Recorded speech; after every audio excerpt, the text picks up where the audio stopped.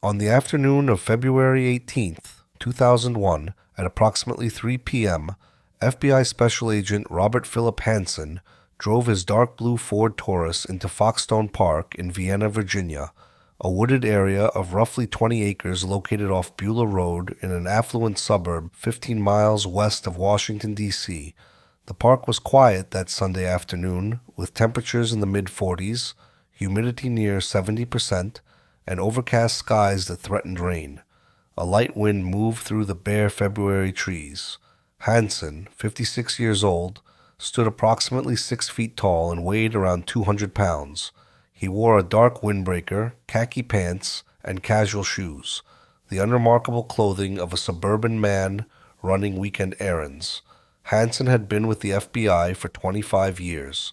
He was a senior counterintelligence specialist assigned to the FBI's Information Resources Division, where he held supervisory authority over some of the Bureau's most sensitive computer systems. He had a wife, Bonnie, whom he had married in 1968, and 6 children, ranging in age from their early 20s to their mid-30s. He lived in a well-maintained house in the Wappels Mill neighborhood of Vienna, attended Mass regularly at the nearby St. Catherine of Siena Catholic Church, and by all outward appearances had built a stable, respectable life in federal service. What the 53 FBI agents positioned in concealed locations throughout Foxstone Park knew, and what Hansen himself did not know, was that this would be his final operational act as a Soviet and Russian intelligence asset. The surveillance operation, codenamed Greyday, had been planned with extraordinary precision over the preceding weeks. Agents occupied positions in the woods surrounding the park, in vehicles on nearby streets, and in observation posts that provided clear sight lines to the footbridge over Wolftrap Creek, where Hansen was expected to make a dead drop. They carried night vision devices, telephoto cameras, and communications equipment that allowed real-time coordination. The operation's objective was to capture Hansen in the act of servicing a dead drop site, to document with irrefutable evidence what the FBI's leadership had come to believe with near certainty, that one of their own senior counterintelligence officers had been spying for Russia for more than 2 decades. Hansen parked his vehicle in the small lot near the park's entrance and exited carrying a black plastic garbage bag. He walked along the main trail for roughly 200 yards, then turned onto a smaller path that led toward the creek.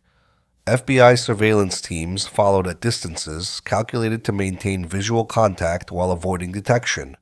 The park's trails were familiar territory to Hansen. He had used this and other locations in the Vienna area for dead drops on multiple occasions over the years, exploiting his detailed knowledge of the local geography and his understanding of FBI surveillance techniques to minimize his risk of detection. At 3:12 p.m., Hansen reached the footbridge, a simple wooden structure about 15 feet long that crossed Wolftrap Creek at a point where the water was shallow and the banks were dense with vegetation. He stopped, looked around briefly as if checking for the presence of other people, then knelt beside the bridge and reached underneath. According to surveillance reports prepared by the arrest team leader, Hansen appeared to be placing something beneath the bridge, the package he had been carrying in the garbage bag. The package, as FBI agents would later confirm, contained 7 classified documents that Hansen had removed from FBI files, including information about ongoing counterintelligence investigations and the identities of FBI sources. As Hansen stood and turned to walk back toward his vehicle, an FBI arrest team emerged from concealed positions among the trees. Lead agents identified themselves and ordered Hansen to raise his hands. According to the arrest report filed later that day, Hansen complied immediately, showing no surprise and offering no resistance. His first words, as recorded by multiple agents present, were, "What took you so long?" If you're interested in the documented history of Cold War espionage and the real human consequences of intelligence operations, this channel brings you these stories every week. Subscribe and turn on notifications so you don't miss future cases. Now, to understand how Robert Hansen was finally caught after 22 years, we need to go back to the beginning. The arrest of Robert Hansen on February 18th, 2001, represented the culmination of one of the most intensive and sensitive internal investigations in FBI history, an investigation that had begun in earnest less than 8 months earlier, but that traced its origins to patterns of intelligence compromise and Soviet operational success that had troubled American counterintelligence professionals for more than 2 decades. The investigation had been prompted by a single extraordinary development. In November 2000, the FBI had paid a former KGB officer $7 million for a file that contained materials proving the existence of a highly placed Russian intelligence asset inside the FBI. The file, delivered to the FBI by an intermediary representing a Russian intelligence officer who had access to SVR archives, contained documents that the asset had provided to Soviet and Russian intelligence over 2 decades. It contained recorded communications between the asset and his handlers. It contained a black plastic garbage bag with fingerprints on it, and most critically, it contained an audio tape of a telephone conversation between the asset and his Russian handler, a conversation that had apparently been recorded by Russian intelligence for their own purposes. The file did not initially identify the asset by name, but it contained enough operational detail, information about the asset's career progression, and voice recordings to allow FBI investigators to narrow the field of suspects and ultimately identify Hansen. What made the Hansen case particularly damaging, and what made his arrest particularly shocking to those who knew him, was not simply the fact that he had committed espionage, but the duration of his espionage, the sensitivity of the information he had compromised, and the extraordinary brazenness with which he had operated while holding positions of significant trust within the FBI's counterintelligence apparatus. Robert Hansen had spied for Soviet and Russian intelligence for roughly 22 years, across 3 distinct operational periods. He had provided his handlers with information that compromised more than 100 U.S. intelligence operations. He had revealed the identities of dozens of Soviet and Russian intelligence officers who were cooperating with the United States, at least 10 of whom were subsequently executed by Soviet authorities. He had disclosed the existence of sensitive technical intelligence collection programs, including a tunnel beneath the Soviet embassy in Washington that the FBI had constructed at enormous expense for signals intelligence purposes, and he had done all of this while serving in positions that gave him broad access to FBI counterintelligence files, and while simultaneously working on investigations designed to identify Soviet intelligence assets within the U.S. government. Robert Philip Hansen had been born on April 18, 1944, in Chicago, Illinois. His father, Howard Hansen, was a Chicago police officer who worked in the department's Internal Affairs Division. His mother, Vivian, was a homemaker. According to people who knew the family during Robert's childhood, Howard Hansen was a stern, demanding father who set high standards for his son and who frequently expressed disappointment when those standards were not met. Robert was an academically capable student who attended Taft High School on Chicago's northwest side, graduating in 1962. He enrolled at Knox College in Galesburg, Illinois, where he studied chemistry and graduated in 1966 with a bachelor's degree. In 1968, Hansen enrolled in the MBA program at Northwestern's Kellogg School of Management, focusing on accounting and information systems. During this same period, he met Bonnie Walk, the daughter of a prominent psychologist and a devout Catholic family. They married in 1968, shortly before Hansen completed his MBA. Bonnie's family would remain deeply important to Robert throughout his life. He and Bonnie raised their children in the Catholic faith, attended Mass regularly, and maintained close relationships with Bonnie's parents and siblings. After completing his MBA in 1971, Hansen worked briefly as an accountant and then, in 1972, joined the Chicago Police Department as an internal affairs investigator, following in his father's professional footsteps. In 1976, he applied to the FBI and was accepted into the Bureau's training program. He completed his training at the FBI Academy in Quantico, Virginia, in January 1976 and was assigned to the Gary, Indiana field office, where his initial responsibilities involved white-collar crime investigations and accounting fraud cases. In 1978, after 2 years in Gary, Hansen was transferred to the FBI's New York field office and assigned to a counterintelligence squad that focused on Soviet intelligence operations within the United Nations and in the New York metropolitan area. The transfer to counterintelligence work was significant. It gave Hansen access to classified information about FBI operations against Soviet intelligence officers, about the identities of Soviet officials who were cooperating with the United States, and about FBI surveillance techniques and investigative methods.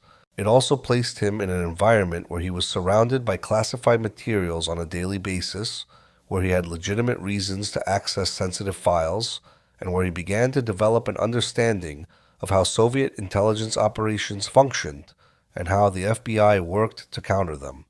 It was in New York in November 1979, about 1 year after his transfer to counterintelligence work, that Robert Hansen first made contact with Soviet intelligence.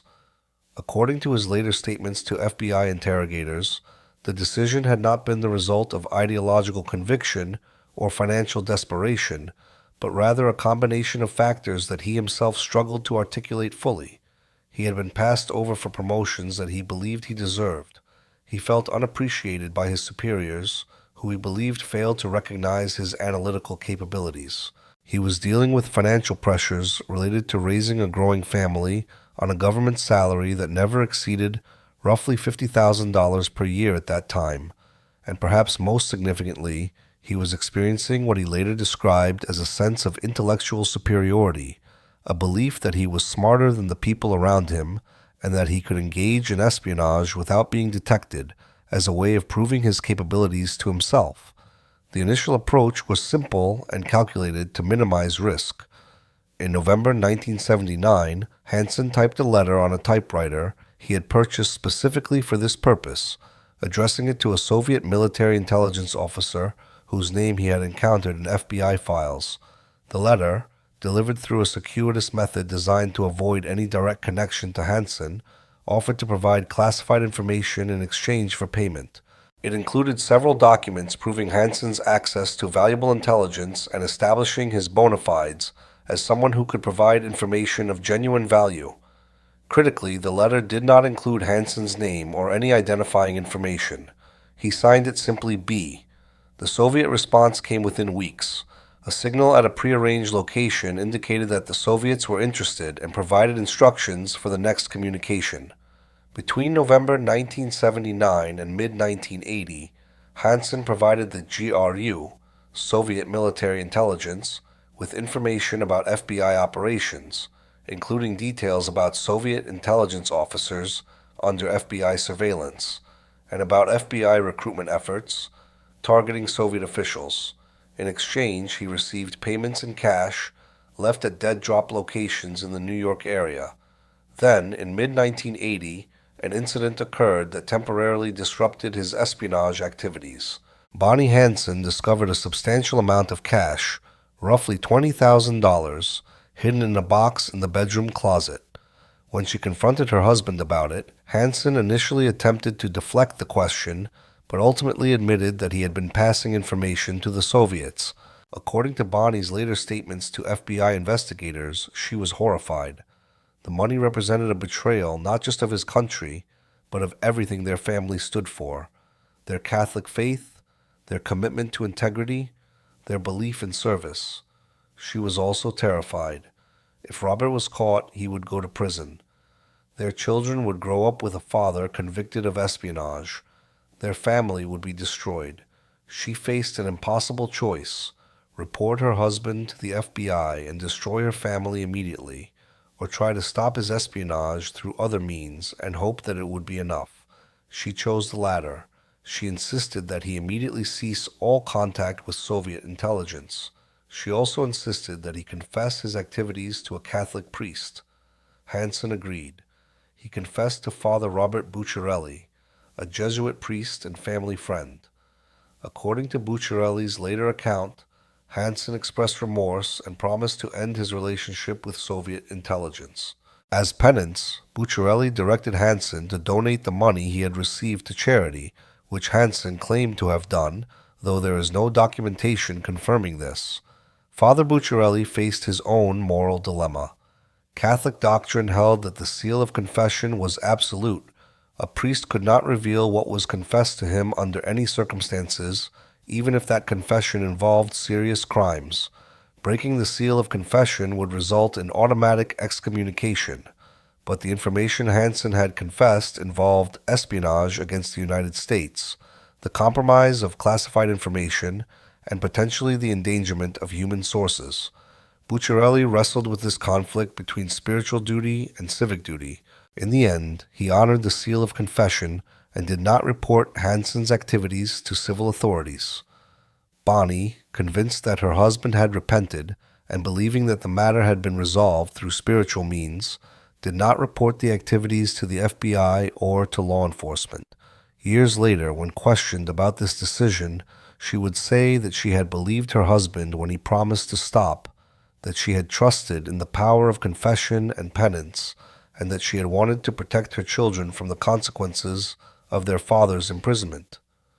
For roughly 4 years, from mid-1980 to 1985, Hansen appeared to maintain his promise. He continued his work in counterintelligence, transferred back to the FBI's Washington field office in 1981, and focused on his career and family. During this period, he was assigned to work on the FBI's Soviet Analytical Unit, where his responsibilities included analyzing Soviet intelligence operations and preparing assessments of Soviet capabilities and intentions. The work required a high-level security clearance and provided access to extremely sensitive information about U.S. counterintelligence operations and sources. But on October 1st, 1985, Robert Hansen reactivated his espionage activities. According to his later statements, the motivations were similar to those that had driven his initial decision to spy: financial pressures related to paying for private school tuition for 6 children, resentment over perceived lack of recognition within the FBI bureaucracy, and a belief that he could outsmart the Bureau's internal security measures. This time, however, he made contact not with Soviet military intelligence, but with the KGB.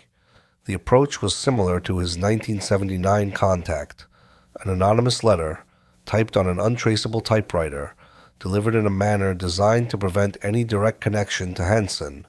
The letter was addressed to the KGB Residentura, the KGB station at the Soviet embassy in Washington.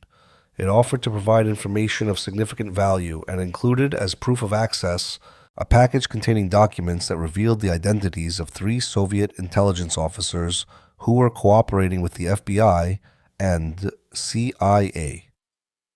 The 3 men Hansen exposed in that October 1985 letter were KGB officers who had been recruited by U.S. intelligence and who were providing information about Soviet operations.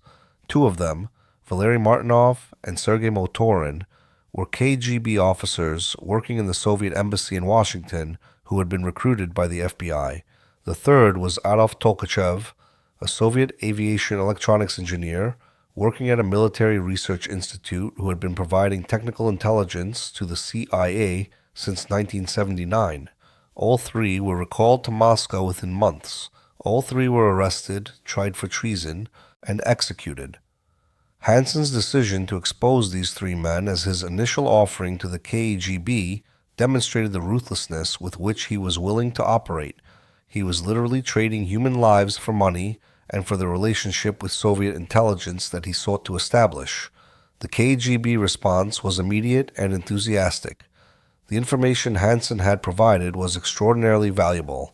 It had allowed the KGB to neutralize 3 significant intelligence compromises and to assess the extent to which their operations had been penetrated.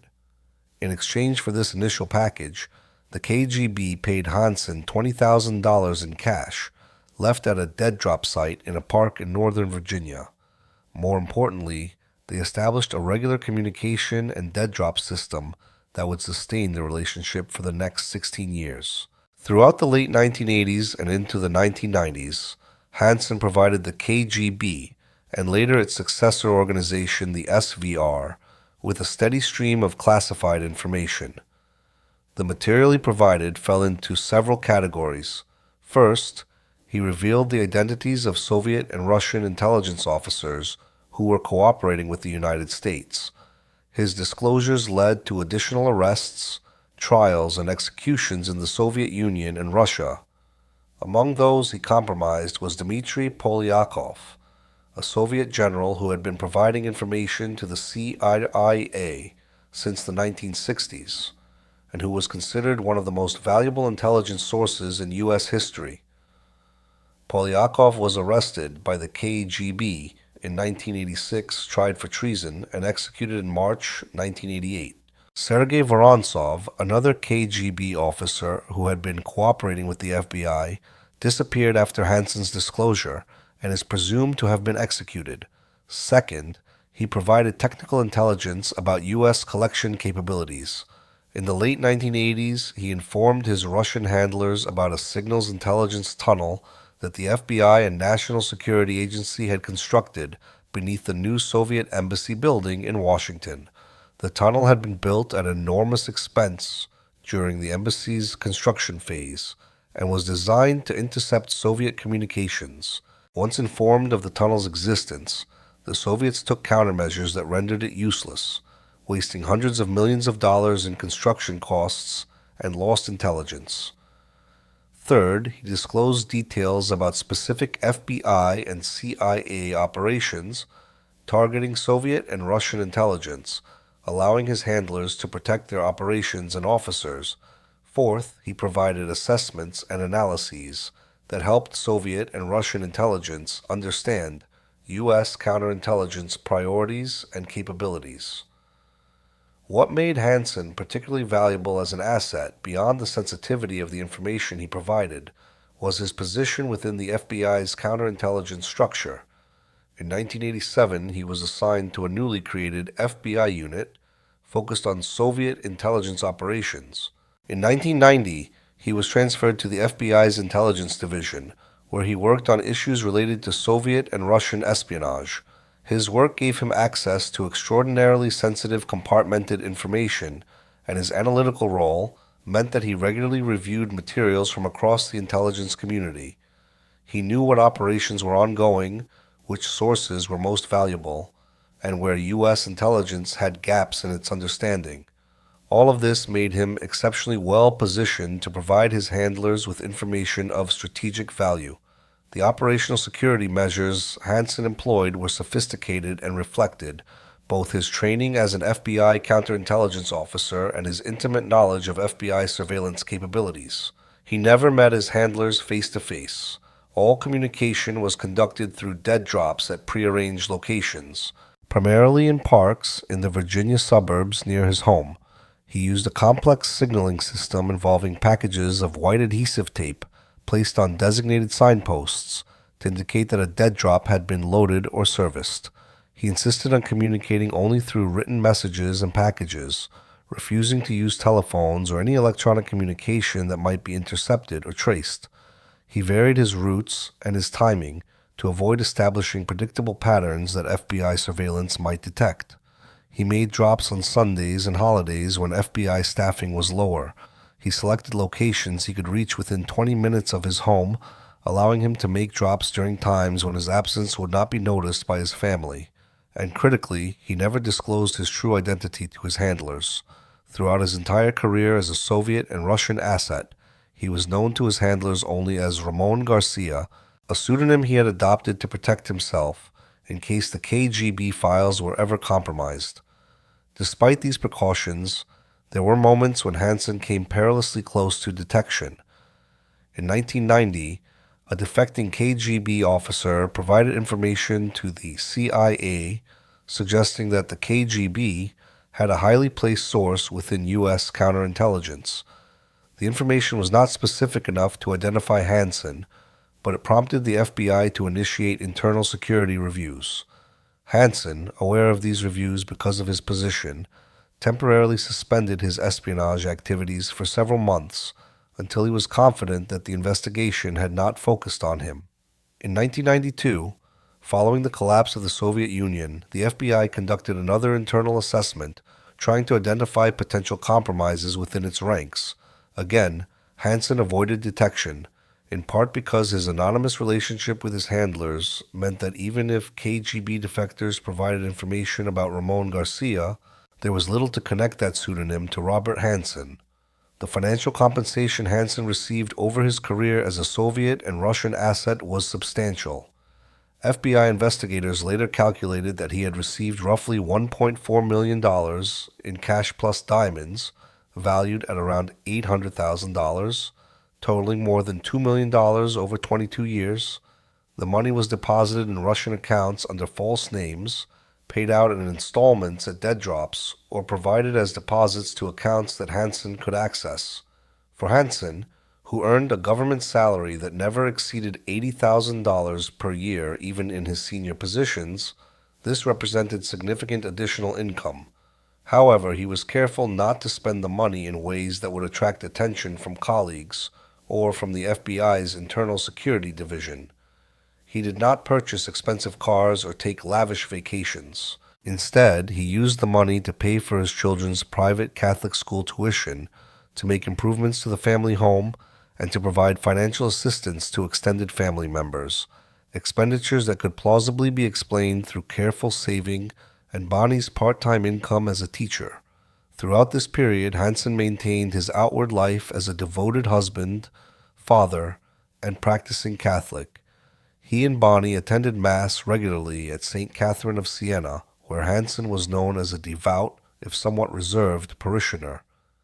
He was active in Opus Dei, a conservative Catholic organization that emphasizes personal holiness and professional work as paths to sanctity. Colleagues at the FBI described him as intelligent but socially awkward, more comfortable with computers and data analysis than with interpersonal relationships. Neighbors in Vienna saw him as a quiet, private man who kept to himself but who maintained his property meticulously and who seemed devoted to his large family. But there was another dimension to Hansen's life that would later emerge during the investigation into his activities, a dimension that suggested significant psychological complexity and internal contradiction. According to later testimony and evidence uncovered by investigators, Hansen had engaged in behaviors that violated both his professed Catholic values and basic standards of respect for his wife. He had, on multiple occasions, secretly recorded himself and Bonnie engaging in intimate activities and had shared these recordings and photographs with a friend. He had arranged for this friend to observe him and Bonnie without her knowledge or consent. When confronted about this behavior years later, he expressed remorse but struggled to explain his motivations. This pattern of compartmentalization, maintaining a public identity as a devout Catholic while privately engaging in behaviors that violated his stated principles, paralleled the larger compartmentalization of his espionage activities.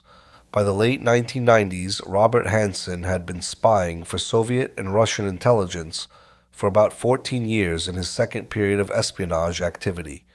He had survived multiple internal security reviews, had avoided detection despite the arrests of other Soviet assets within U.S. intelligence agencies, and had continued to provide valuable information to his handlers. His position in the FBI had evolved. By 1999, he had been assigned to the FBI's Information Resources Division, where he held supervisory authority over the Bureau's computer systems and databases. This position was particularly sensitive because it gave Hansen access to virtually all FBI classified information systems, and because it positioned him to understand exactly what digital traces his activities might leave and how to minimize those traces. In February 1999, an incident occurred that should have raised significant red flags, but that, at the time, was not recognized for what it represented. FBI agent Kimberly Lichtenberg, who worked in the FBI's Office of Professional Responsibility, was investigating a relatively minor security matter when she noticed unusual computer access patterns in FBI databases.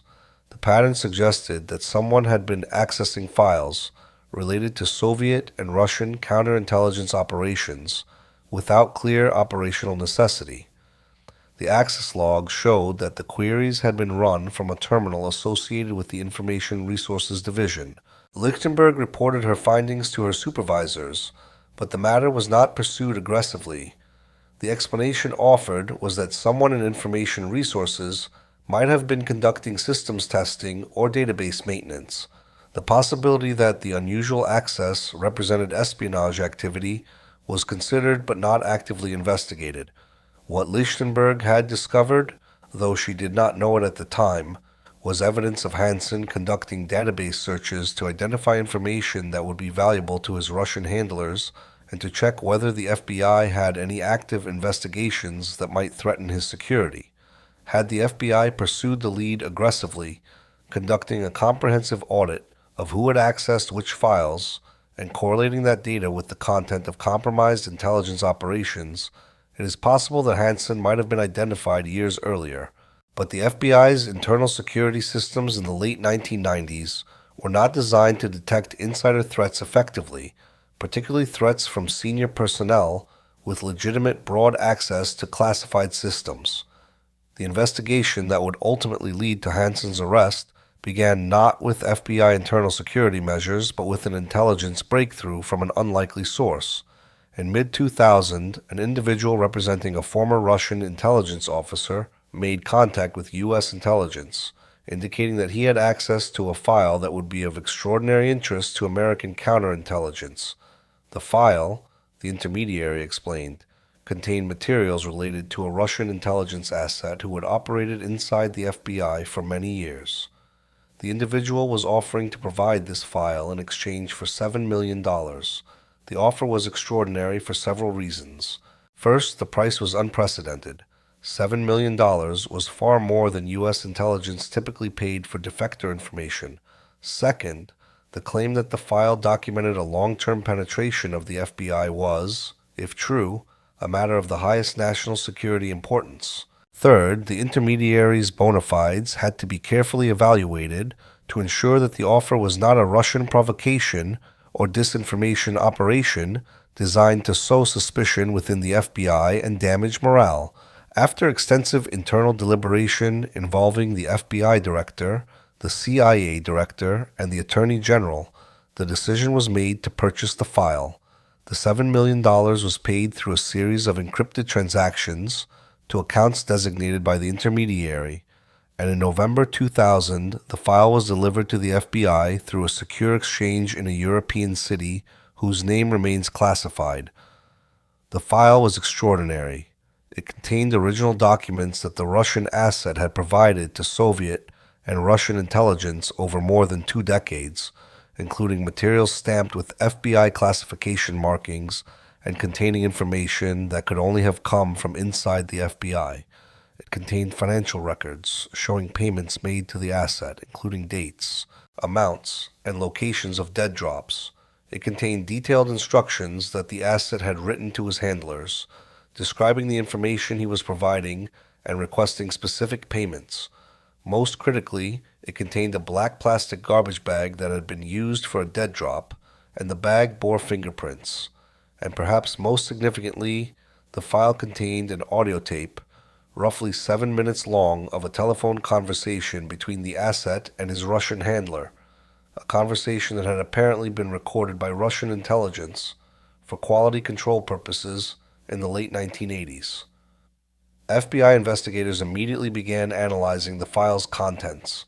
The fingerprints on the garbage bag were run through FBI databases, but the quality of the prints was not sufficient to make a definitive match using the technology available at the time.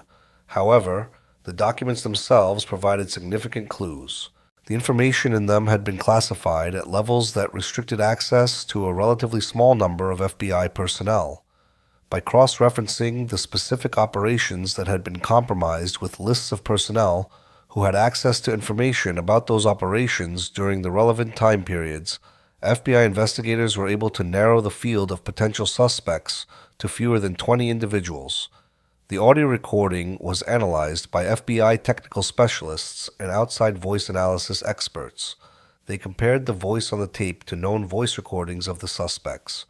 The process was time-consuming and required obtaining voice samples of each potential suspect through various means, some from official FBI recordings made during legitimate law enforcement activities, others from training videos, and others from social occasions where recording equipment had been present.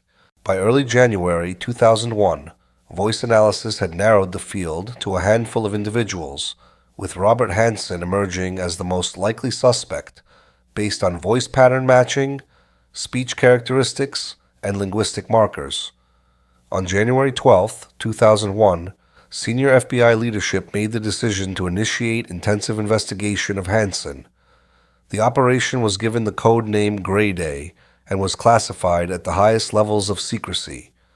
Only 12 FBI officials were initially read into the investigation, given the sensitivity of investigating a senior counterintelligence officer and the need to avoid alerting Hansen that he was under suspicion. The investigation strategy involved several components. First, FBI investigators would conduct comprehensive financial analysis of Hansen's accounts and expenditures, looking for evidence of unexplained income.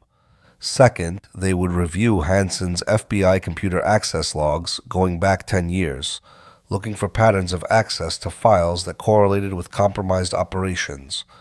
Third, they would place Hansen under physical and electronic surveillance. And fourth, and most critically, they would arrange to transfer Hansen to a new position that would allow the FBI to monitor his activities closely, while giving him access to materials that might prompt him to contact his Russian handlers. The transfer was executed in mid-January 2001.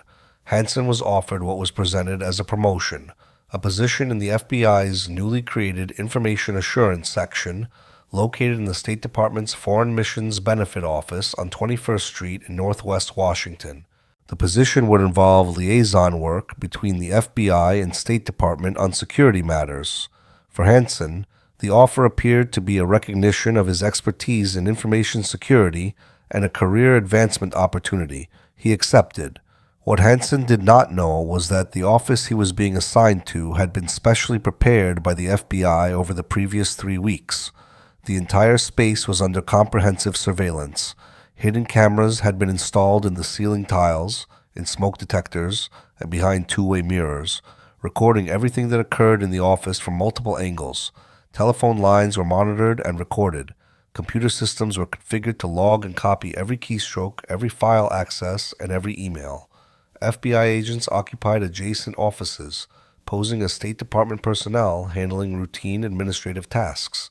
The desk Hansen was assigned had been selected because it provided optimal camera angles and because it was positioned near microphones that could capture even whispered conversations.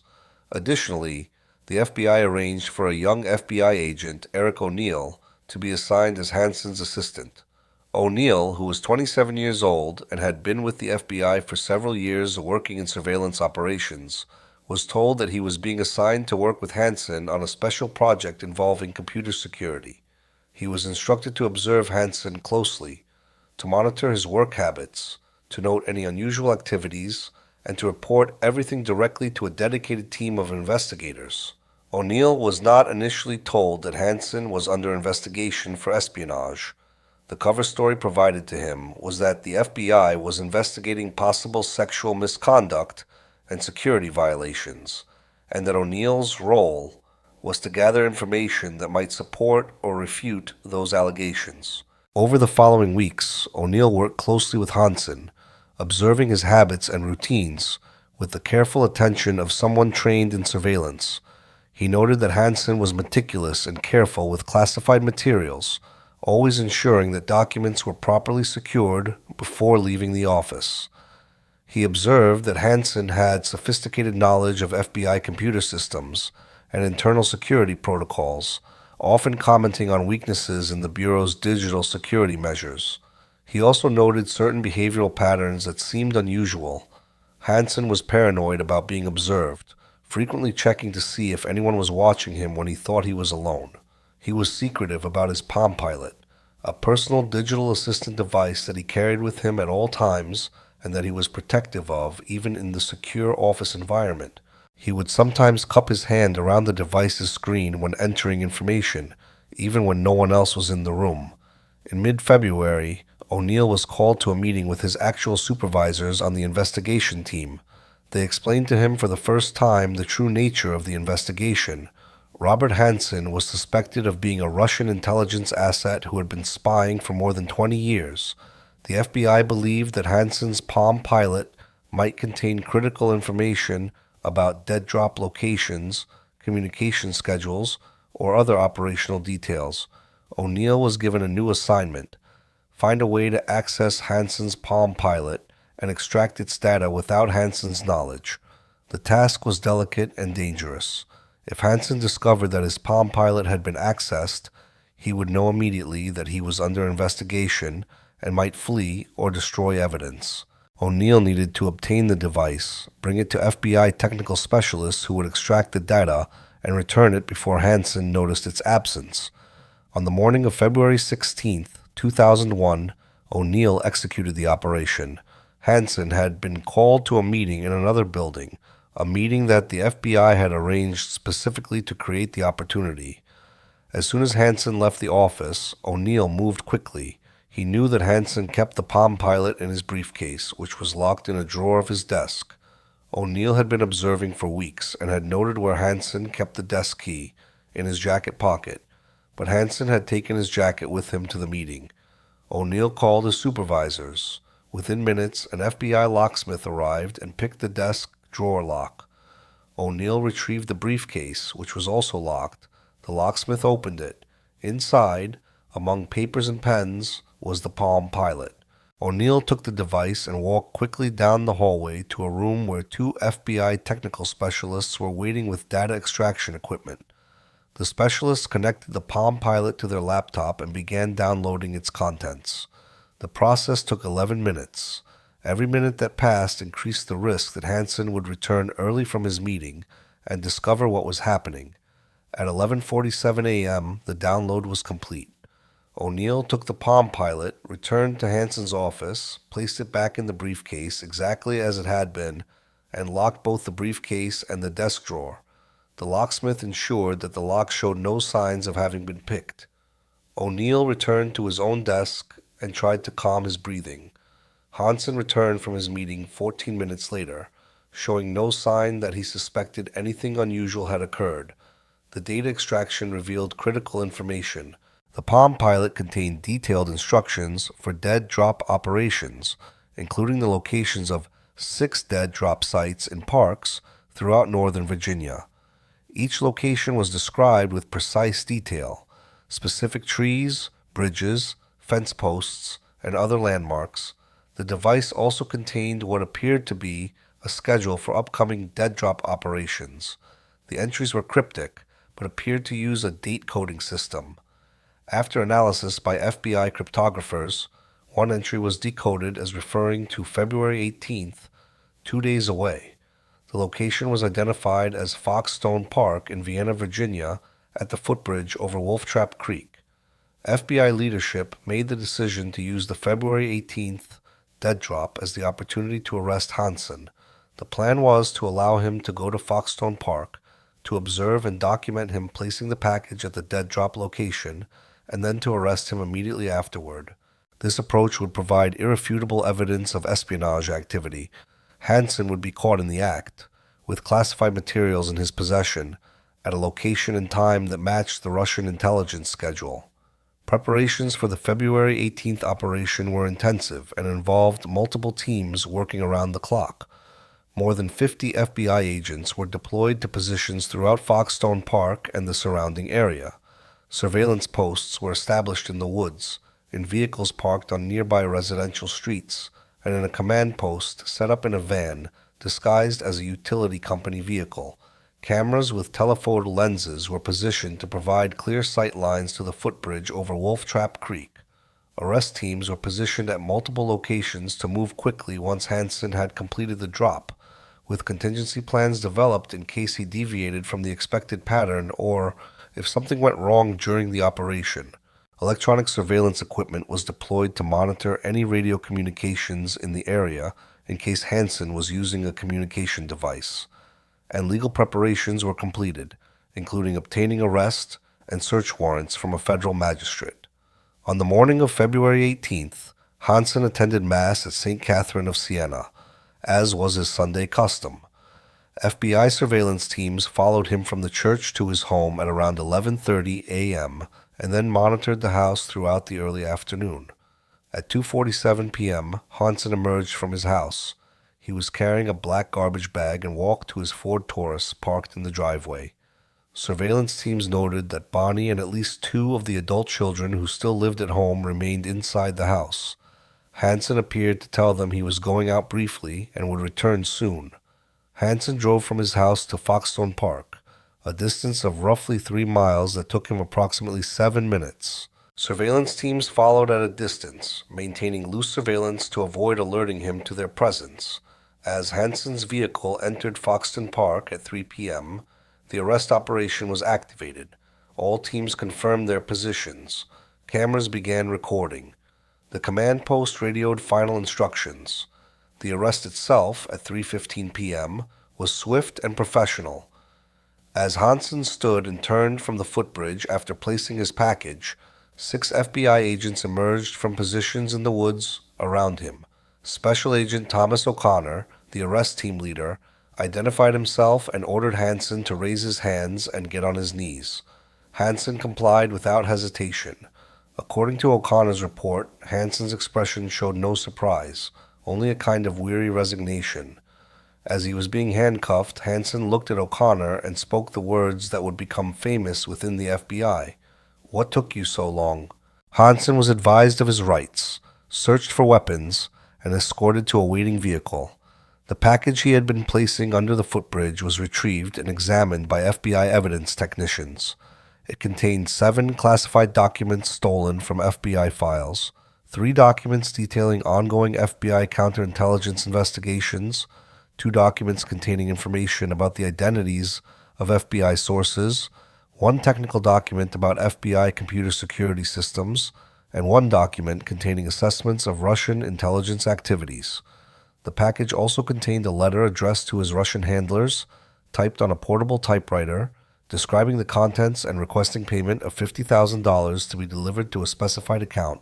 Simultaneously with Hansen's arrest, FBI agents arrived at the Hansen residence in Vienna with a search warrant. Bonnie Hansen answered the door at 3:22 p.m. and was informed by Special Agent Deborah Smith that her husband had been arrested on espionage charges. According to Agent Smith's report, Bonnie's reaction was one of shock and denial. She insisted there must be some mistake. When agents explained that Robert had been arrested while placing classified materials at a dead drop location and that the FBI had evidence of espionage activities spanning more than 20 years, Bonnie became distraught. She asked to speak to a lawyer. She asked if she was under arrest. Agent Smith explained that Bonnie was not under arrest and was not a suspect, but that agents needed to search the house under the authority of the warrant. The search of the Hansen residence yielded significant additional evidence. Agents found more than 6,000 pages of classified documents in Hansen's home office, organized in file boxes and stored in a locked cabinet in the garage. They found encryption software on his personal computer, along with digital files containing communications with his Russian handlers. They found packages of cash totaling $53,000 hidden in 3 locations: $20,000 in a box in the attic, $18,000 in a safe in the basement, and $15,000 in an envelope taped to the underside of a drawer in Hansen's desk. They found detailed maps of Northern Virginia with dead drop locations marked with small red dots. They found communications with his handlers, including drafts of letters he had written and copies of letters he had received stored on floppy disks. They found a portable typewriter matching the typeface of letters Hansen had sent to Russian intelligence, and they found diamonds, unset stones worth an estimated $80,000, hidden in a leather pouch in the back of a bedroom closet. The impact on Bonnie and the Hansen children was immediate and catastrophic. The 6 Hansen children ranged in age from their early 20s to their mid-30s at the time of their father's arrest. Most had known their father as a devout Catholic, a dedicated FBI agent, and a caring, if somewhat distant, parent. The revelation that he had been spying for Russia for more than 20 years was incomprehensible to them. According to later interviews with some of the children, their initial reaction was disbelief. They could not reconcile the father they knew, the man who had driven them to school, who had attended their sporting events and school plays, who had insisted on regular family attendance at Mass, with the person described in news reports as one of the most damaging spies in American history. For Bonnie, The arrest reopened wounds from 1980 when she had first discovered Robert's espionage activities. She had believed that he had stopped after his confession to Father Bucciarelli and after his promise to her that he would never engage in such activities again. The realization that he had resumed his espionage in 1985, only 5 years after promising to stop, and had continued for 16 more years, meant that he had lied to her for 2 decades. He had lied to her face, repeatedly, every day, for 20 years. According to statements she later made through her attorney, she felt betrayed not only by his espionage, but by his willingness to put their family at risk and to lie to her about something so fundamental. Every dollar that had paid for their children's education had been blood money. Every improvement to their home had been purchased with betrayal. Robert Hansen was held without bail at a federal detention facility in Alexandria, Virginia. In the days following his arrest, FBI interrogators attempted to interview him extensively.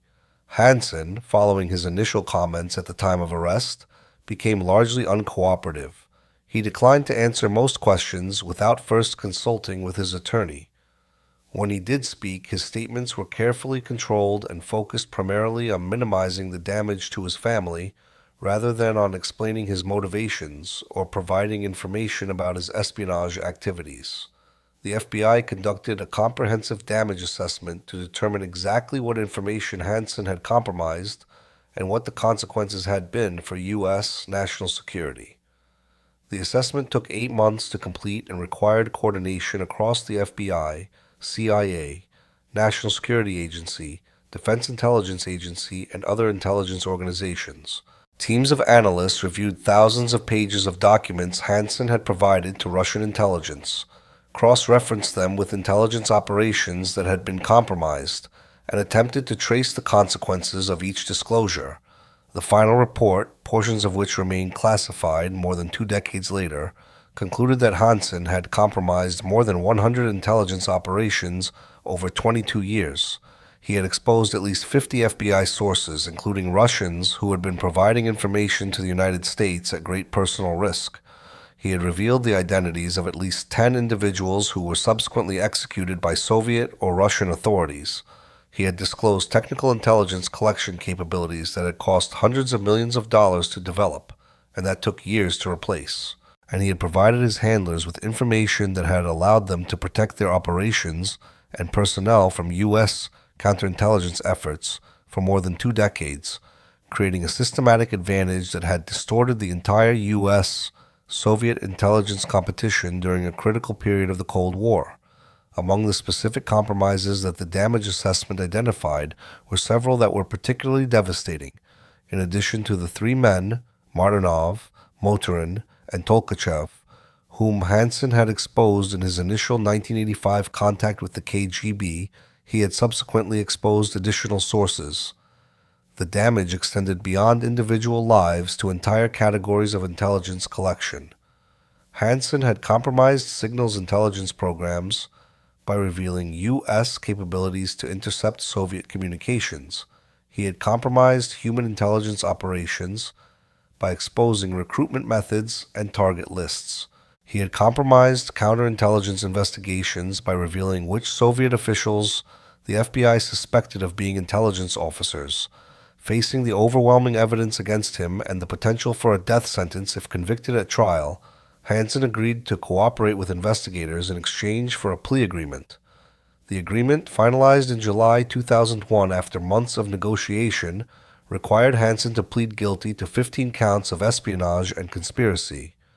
In exchange, the government agreed not to seek the death penalty and recommended a sentence of life imprisonment without possibility of parole.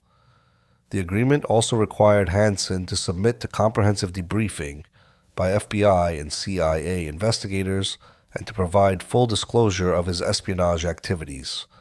Additionally, the agreement stipulated that all assets derived from his espionage would be forfeited and that a portion of his FBI pension would be provided to Bonnie for her support. The debriefing sessions, conducted over several months between July 2001 and March 2002, provided investigators with detailed information about Hansen's espionage career. He described how he had made initial contact with Soviet military intelligence in November 1979. He explained his operational security measures and his dead drop procedures in detail, allowing the FBI to understand exactly how he had evaded detection for so long. He acknowledged the specific information he had provided and the payments he had received. He described his relationship with his handlers, whom he had never met but with whom he had communicated through written messages for more than 20 years. He provided information about dead drop sites that the FBI had not previously identified, allowing investigators to search those locations for any remaining materials. When asked about his motivations, Hansen offered explanations that were remarkably similar to those he had provided to Father Bucciarelli in 1980 and that echoed themes common to many espionage cases. He spoke about feeling unappreciated by FBI leadership and resentful that less capable colleagues had been promoted over him. He described financial pressures, particularly in the early years when he was struggling to support 6 children on a government salary. He acknowledged that the money had been important and that he had justified his espionage, partly as a way of providing for his family's educational and material needs. But he also spoke about motivations that were less tangible and more psychological. He described the intellectual challenge of the espionage itself, the pleasure he derived from successfully executing dead drop operations without detection, the satisfaction of knowing that he was smarter than the FBI's internal security systems, and the sense of power that came from possessing secret knowledge that others did not have. He spoke about feeling more valued by his Russian handlers than by his FBI supervisors. The Russians appreciated the quality of his intelligence and communicated that appreciation through their payments and their messages. The FBI, he felt, took him for granted. What was notably absent from Hansen's explanations was any significant ideological motivation. Unlike some Cold War spies who had been driven by political beliefs or sympathy for communist ideology, Hansen expressed no particular support for the Soviet Union or Russia. He had not spied because he believed in the Soviet system or disagreed with U.S. policy. When asked directly if he had any sympathy for communism or Russian interests, he said no. He had spied, ultimately for reasons that were more personal and psychological than political: ego, resentment, the desire for recognition, financial gain, and the intellectual satisfaction of successfully deceiving his colleagues. When asked about the people he had exposed and who had been executed as a result of his betrayal, Hansen's responses were notably lacking in emotional engagement. He acknowledged that he had known his disclosures would likely lead to arrests and executions. He said he had rationalized this by telling himself that the individuals he was exposing had made their own choices to betray their country and that they had understood the risks they were taking. According to FBI interrogators who participated in the debriefing sessions, Hansen expressed what appeared to be genuine remorse about the impact of his espionage on his family, but he showed remarkably little remorse about the people who had died as a direct result of his actions. When pressed on this point, he became defensive and stated that everyone involved in intelligence operations understood that it was a dangerous business. Hansen's formal guilty plea took place on May 10, 2001, in the U.S. District Court for the Eastern District of Virginia. Judge Claude Hilton presided. The proceedings were brief but solemn. Hansen, dressed in a dark suit and accompanied by his defense attorneys, stood before the court and entered his guilty plea to all 15 counts. The government presented evidence documenting the scope of his espionage and the damage to national security, including testimony from intelligence officials about the specific operations that had been compromised and the people who had been killed. Hansen's attorney argued that his client's cooperation with investigators and his expressions of remorse should be considered as mitigating factors, but also acknowledged that the severity of the crimes warranted severe punishment. The attorney read a brief statement that Hansen had prepared, in which Hansen apologized to his family, to his colleagues at the FBI, and to the country he had betrayed. The statement did not mention the people who had been executed as a result of his disclosures. Hansen was formally sentenced on July 6, 2001. Before pronouncing sentence, Judge Hilton spoke about the nature of Hansen's crimes and their impact. He noted that Hansen had violated an oath of office, had betrayed the trust placed in him by the FBI and by the American people, and had compromised national security for personal gain over more than 2 decades. He emphasized that Hansen's actions had led directly to the deaths of individuals who had been cooperating with the United States and who had trusted that the FBI would protect their identities. He noted that the damage to U.S. intelligence capabilities would take years to repair, and that some capabilities might never be fully restored. Judge Hilton sentenced Robert Hansen to life imprisonment without possibility of parole on each of the 15 counts, with the sentences to run concurrently. Hansen was ordered to forfeit all assets derived from his espionage activities, including the cash found in his home, the diamonds, and funds in overseas accounts. He was prohibited from profiting in any way from his crimes, including through book deals or media interviews. The sentence ensured that Hansen, who was 57 years old at the time of sentencing, would spend the remainder of his life in a federal prison. Hansen was initially incarcerated at the United States Penitentiary in Allenwood, Pennsylvania, a high-security federal facility about 200 miles north of Washington. He was held in protective custody, separated from the general prison population because of concerns about his safety.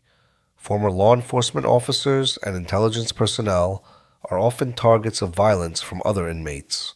After several months, he was transferred to the United States Penitentiary Administrative Maximum Facility in Florence, Colorado, commonly known as ADX Florence or Supermax, a facility designed to house the most dangerous and high-risk federal prisoners under conditions of extreme isolation and security.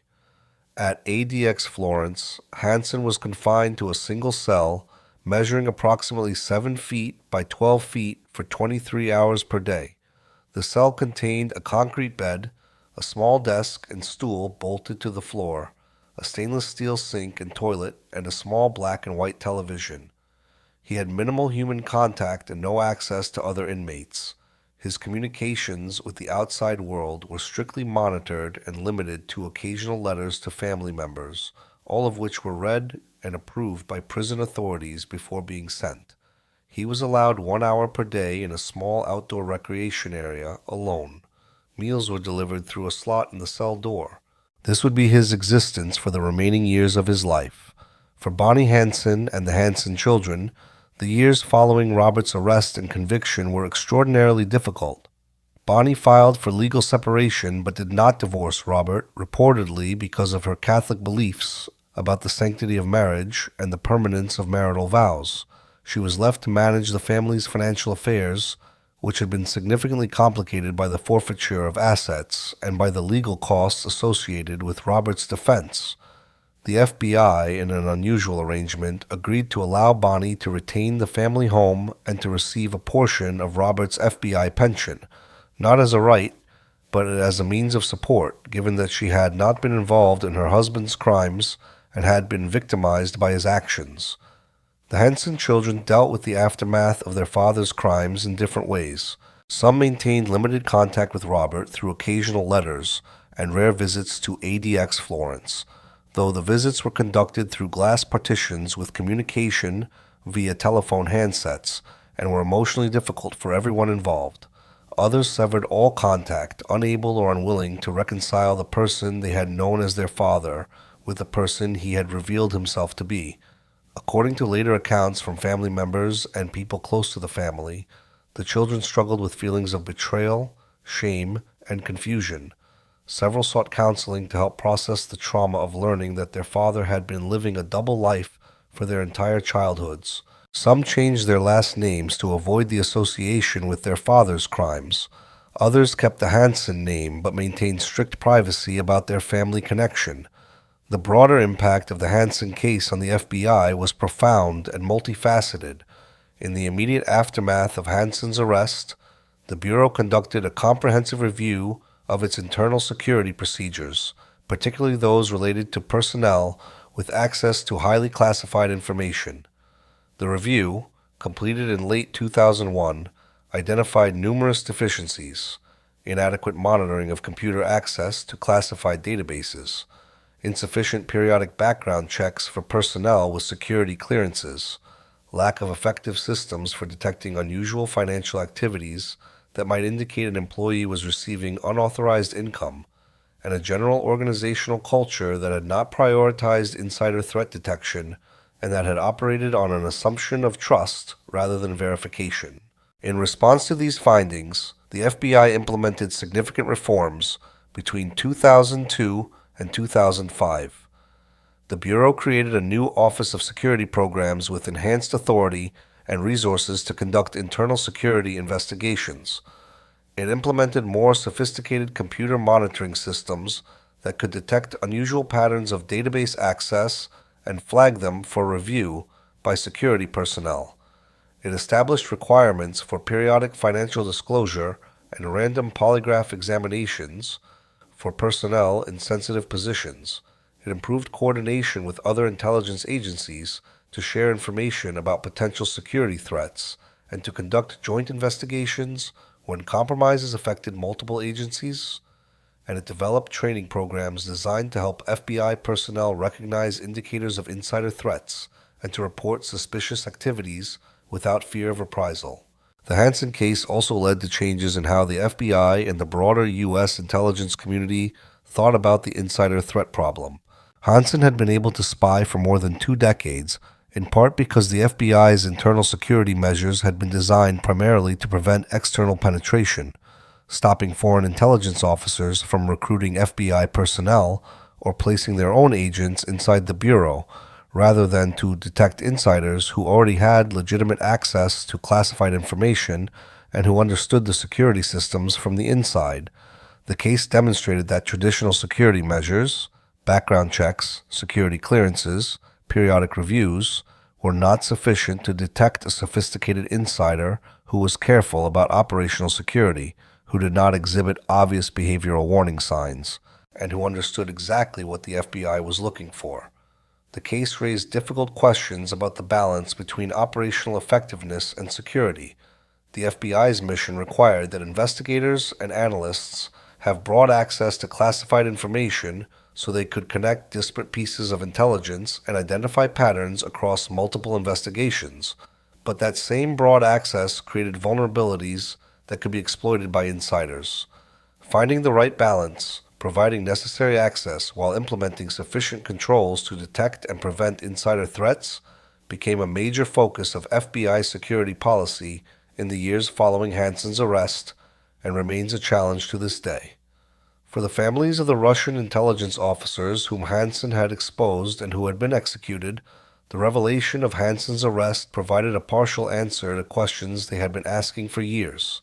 Many of these families had not known why their loved ones had been arrested, tried, and executed. The Soviet and Russian systems did not provide detailed explanations to families of those convicted of espionage. When family members asked questions, they were typically told that their relative had committed crimes against the state and that no further information would be provided. The confirmation that their family members had been exposed by a traitor within the FBI, rather than having been caught through Soviet counterintelligence operations or through their own operational mistakes, did not lessen the pain of their loss, but it did provide some clarity about what had happened and why.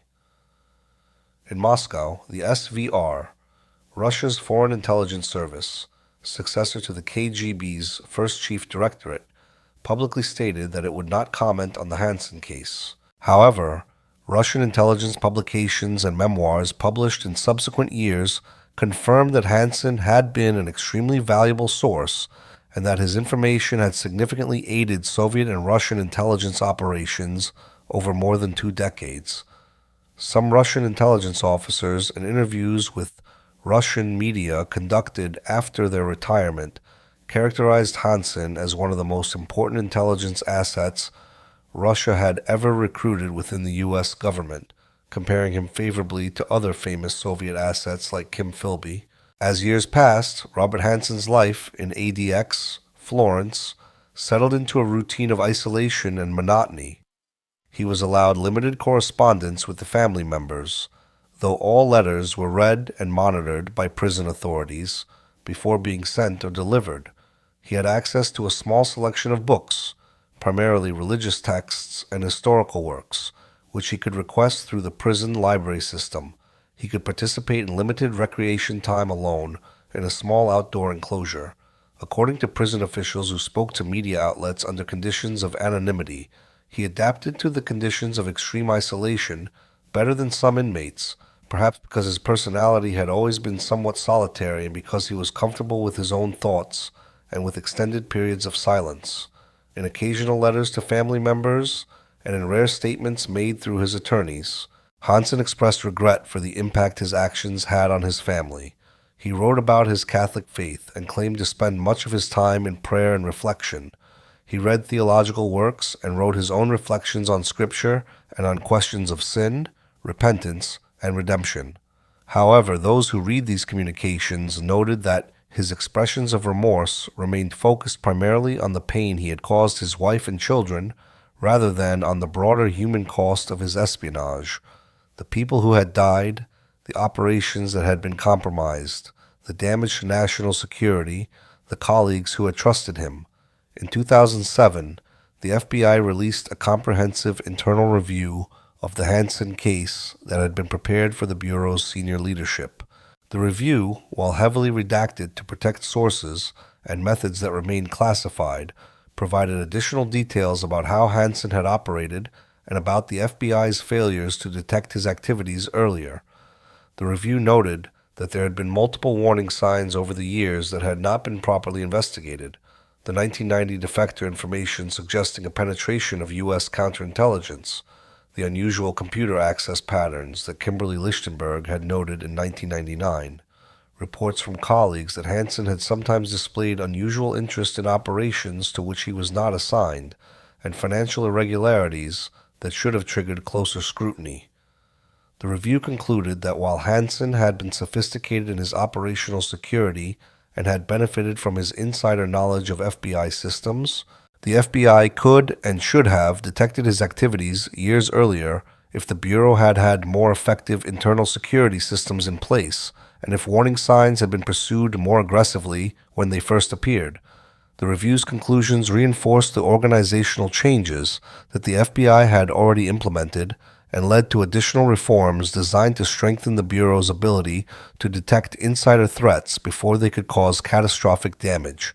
For Eric O'Neill, the young FBI agent who had been assigned to work as Hansen's assistant during the final weeks of the investigation, the experience became the defining event of his early career. O'Neill left the FBI several years after Hansen's arrest and became a corporate security consultant, specializing in insider threat detection and prevention. He wrote a book about his experiences working with Hansen and served as a consultant for a 2007 film, Breach, that dramatized the final weeks of the Hansen investigation. In interviews given over the years, O'Neill described the psychological complexity of working closely with Hansen while knowing that he was under investigation for espionage, but not being able to reveal that knowledge or show any sign of suspicion. He also described the difficulty of reconciling Hansen's seemingly ordinary, even boring, persona, a middle-aged man who talked about his family, who complained about office politics, who ate lunch at his desk, with the reality of what he had done over more than 2 decades. The $7 million that the FBI had paid for the Russian file that led to Hansen's identification became a matter of some controversy within the intelligence community and among congressional oversight committees. Some argued that the payment had been necessary and fully justified given the importance of identifying a penetration of the FBI and the damage that Hansen might have continued to cause had he not been identified and arrested. Others argued that it had set a dangerous precedent, potentially encouraging Russian intelligence officers to offer similar files in the future, whether genuine or fabricated, in hopes of receiving similar payments. There were also questions about whether the file had been offered as a genuine defection by a Russian officer troubled by Hansen's betrayal, or whether it had been a calculated Russian intelligence operation designed to eliminate an asset who had become a liability. The FBI's position, stated publicly by Director Robert Mueller in testimony before Congress, was that the payment had been appropriate under the circumstances and that the information provided in the file had been worth far more than $7 million in terms of its contribution to national security. Mueller argued that identifying and stopping Hansen had prevented further compromises of classified information, had allowed the FBI to assess the full extent of damage that had been done, and had enabled the Bureau to implement reforms that would make it more difficult for future insider threats to operate undetected. The source who provided the file was never publicly identified, and the FBI declined to comment on whether the individual had been a Russian intelligence officer with access to SVR archives, an intermediary acting on behalf of such an officer, or someone else entirely. The secrecy surrounding the source's identity was necessary to protect the individual from retaliation by Russian intelligence and to preserve the possibility that the source might provide additional information in the future. In 2016, more than 15 years after his arrest, Robert Hansen gave a rare interview through his attorney. He was 72 years old and had been incarcerated for 15 years in nearly complete isolation. He stated that he thought often about the decisions he had made and about their consequences. He acknowledged that his espionage had been wrong and that he deserved the punishment he had received. He expressed particular regret about the impact on his family, stating that his greatest pain came from knowing the suffering he had caused Bonnie and their children, and from the knowledge that he had destroyed the family life they had built together. When asked whether he had any message for the families of the people who had been executed as a result of his betrayal, Hansen's response was notably less direct. He said that he regretted the loss of life that had resulted from his actions, but that he had operated in a world where everyone understood the risks. He said that the men he had exposed had made their own choices to betray their country and had known what the consequences might be if they were caught. The response suggested that even after 15 years of imprisonment and reflection, Hansen had not fully confronted or accepted the moral weight of having caused the deaths of at least 10 people and having destroyed the lives of their families. Bonnie Hansen, who had maintained her legal separation but had not divorced Robert, continued to live quietly in the Virginia area. She avoided all media attention and declined requests for interviews. According to people who knew her, she had rebuilt a life focused on her children and grandchildren, on her Catholic faith, and on maintaining as much normalcy as possible given the circumstances. She occasionally visited Robert in prison during the first several years of his incarceration, making the long trip to Colorado once or twice per year, though the visits became less frequent over time and eventually stopped altogether around 2010. By all accounts, she remained deeply religious and had found some measure of peace through her faith, though the wounds from Robert's betrayal never fully healed, and the shame of being married to one of America's most notorious spies never completely faded. The Hansen children, as they moved through their 30s and 40s, built their own lives and careers far from the shadow of their father's crimes. Some changed their names to avoid the association with the Hansen case. Others kept the Hansen name but maintained strict privacy about their family connection, declining to discuss their father with colleagues, friends, or even romantic partners until relationships had developed to the point where trust was established. According to reports from people familiar with the family, the children had varying degrees of contact with their father. Some maintained occasional communication through letters, writing to him several times per year about their lives and families, while avoiding any discussion of his crimes. Others had no contact at all, having made the decision that maintaining a relationship with someone who had caused such harm was not psychologically healthy or morally acceptable. The relationship between the siblings themselves was also affected. The trauma of their father's arrest and conviction had created strains within the family that persisted for years, with some siblings handling their pain through engagement and others through distance. On June 5, 2023, Robert Hansen died in his cell at ADX Florence. He was 79 years old. The cause of death was not immediately disclosed, though prison officials indicated that there were no suspicious circumstances. Hansen had been incarcerated for 22 years, almost exactly the same length of time that he had spent spying for Soviet and Russian intelligence. News of Hansen's death prompted renewed media attention to his case. Former FBI officials who had worked on the investigation were interviewed and spoke about the damage he had caused and about the reforms that had been implemented in response to his betrayal. Retired intelligence officers from the CIA, and other agencies reflected on the broader lessons of the case: the vulnerability of intelligence agencies to insider threats, the difficulty of detecting sophisticated operators who understand security systems from the inside, and the human cost of espionage that extends far beyond classified documents and compromised operations to shattered families and destroyed lives. There were no public expressions of sympathy or memorial tributes for Hansen. His death was reported as a factual matter, the passing of a convicted spy who had betrayed his country for money and ego over more than 2 decades. The FBI's official statement was brief, confirming Hansen's death and noting that his espionage had been among the most damaging in the Bureau's history, and that the reforms implemented in response to his case had significantly strengthened the FBI's ability to detect and prevent insider threats. For the Hansen family, his death presumably brought a measure of closure, though what that closure meant to each family member varied. Bonnie was 74 years old at the time of her husband's death. She had spent more than 50 years married to a man who had systematically lied to her about fundamental aspects of his life, who had put their family at risk for decades, and who had shown more concern for his relationship with Russian intelligence than for the promises he had made to her. Whether she felt relief, grief, anger, or some complex mixture of emotions is not publicly known. She did not release any statement and did not speak to media. A small private funeral was held, attended only by immediate family members. Robert Hansen was buried in a cemetery in Virginia, in an unmarked grave. The question of responsibility in a case like Robert Hansen's is complicated by the fact that his actions were entirely voluntary and calculated over more than 2 decades. Unlike some espionage cases where individuals are coerced or blackmailed into cooperating with the foreign intelligence, Hansen actively sought out the relationship with Soviet and Russian intelligence.